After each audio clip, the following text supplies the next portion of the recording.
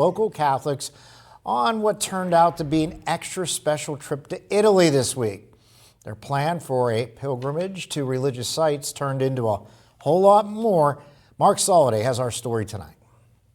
Disbelief, first of all. None of us ever thought we would see an American Pope in our lifetime. That's lifetime local Catholic Karen Forbraccio talking about the moment she and close to 40 others on a pilgrimage to Italy, organized by Father Rich Toohey of Our Lady of Peace Church, learned of the new Pope Leo XIV while on their scheduled trip there to St. Peter's Basilica.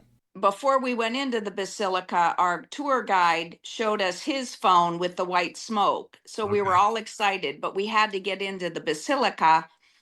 And, so we were waiting for the announcement of who the Pope was, but we couldn't be on our phones. So then once we got outside, they're like, they announced it. So we're like all screaming and yelling and looking at our phones. They say timing is everything, and for this group of local Catholics, that certainly proved true. Being at the Vatican for the naming of Pope Leo was just another reason to call this the trip of a lifetime. So we got blessed with the weather.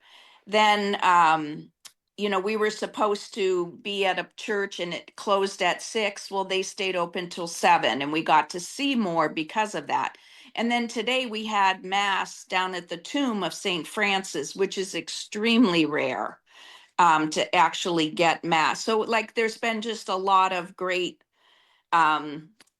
divine intervention, whatever you want to call it. Forbraccio says as she learns more about the new pontiff, she's hopeful about the church's direction moving forward. It's kind of like a teacher becoming a superintendent. You've worked through the ranks. You know what it's like to be in the trenches. You know what's out there, what the church needs.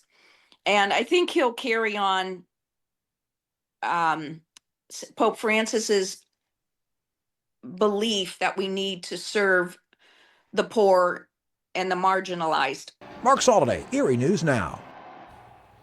And the local group had an audience with the Pope scheduled for next week, but with Pope Leo not scheduled to formally installed until May 18th, it doesn't look like that is going to happen. The group is set to return home on the 16th.